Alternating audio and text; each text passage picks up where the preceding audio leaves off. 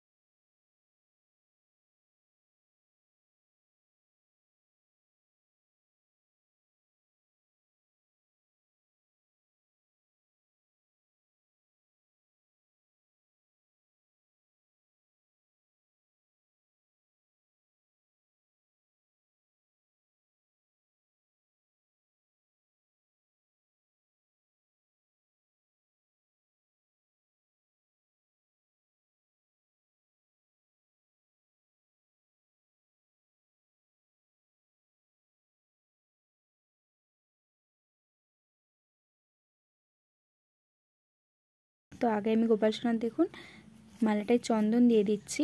এরপর আমি দিচ্ছি অগুরু আর গঙ্গা জল।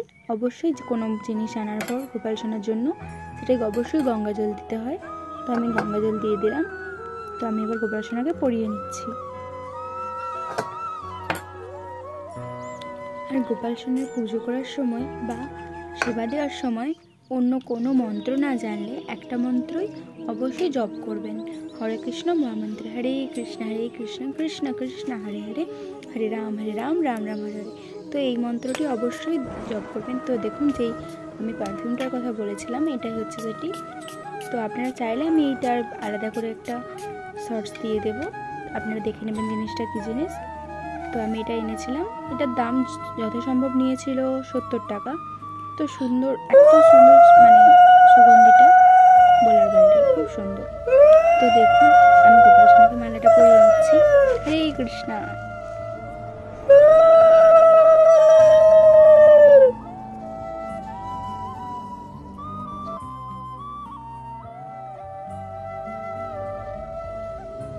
হরে কৃষ্ণ কৃষ্ণ কৃষ্ণ হরে হরে, হরে রাম রাম রাম হরে হরে, হরে।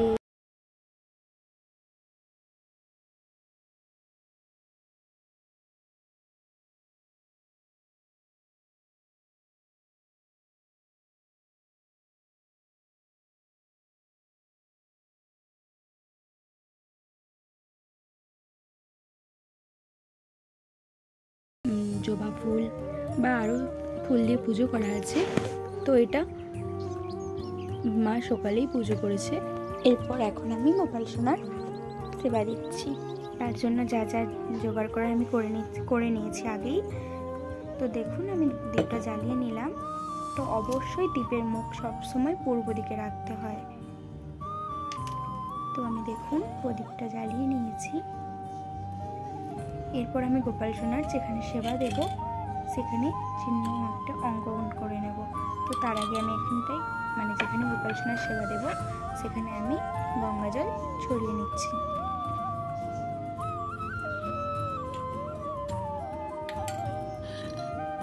তো আজকে কারা কারা একাদশী করেছেন আমাকে অবশ্যই কমেন্ট করে জানাবেন, এবং যারা একাদশী এখনও করা শুরু করেনি তারা অবশ্যই একাদশী করা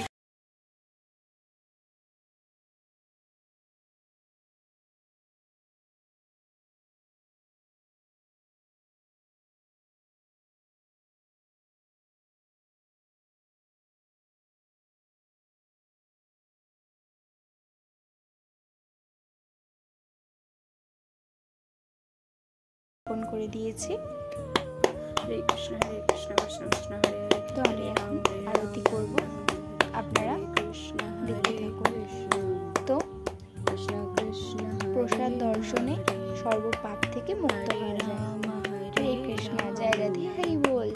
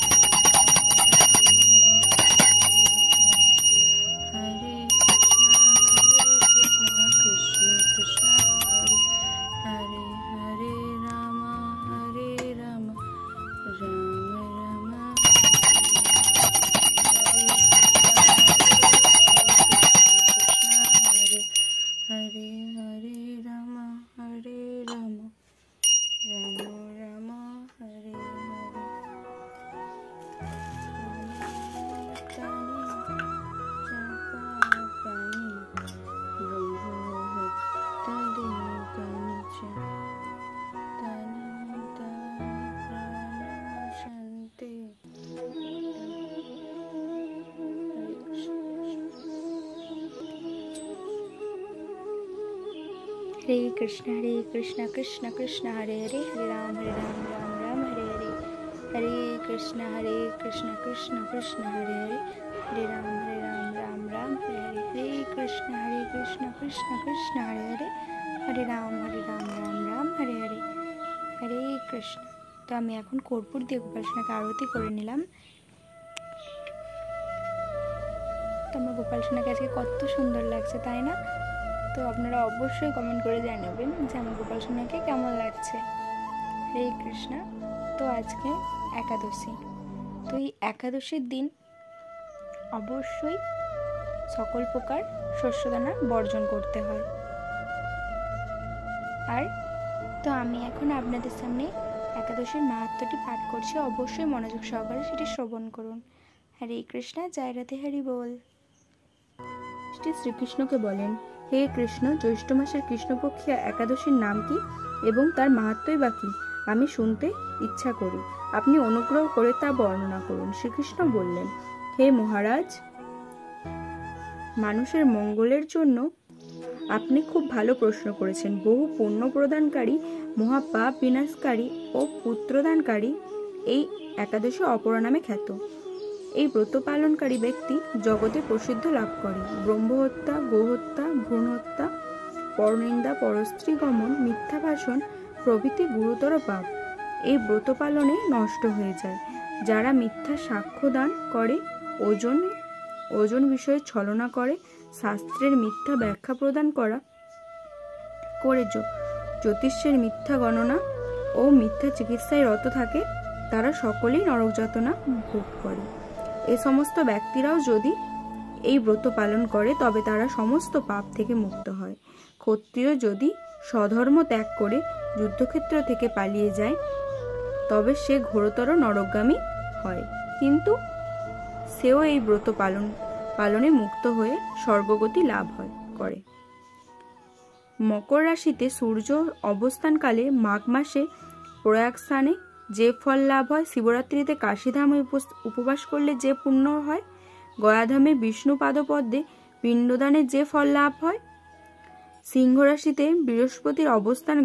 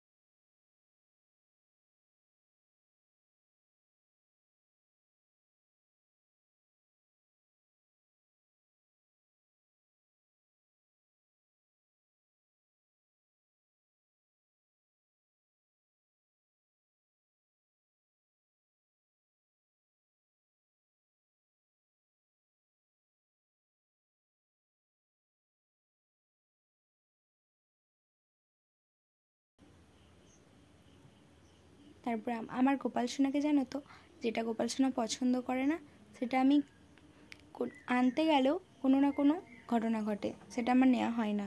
তো আমার গোপাল সোনা যেটা পছন্দ করে আমার ঠিক সেটাই মনে হয় যে এটা নিই, তো আমি সেটাই নিয়ে আসি। তো গোপাল সোনা সেটাই পছন্দ করে। আমি দেখো গোপাল সোনার মুখটা মুছিয়ে দিলাম। ভিডিও যদি ভালো লাগে like comment share and subscribe. Thank you for watching. Hare Krishna, জয় রাধে।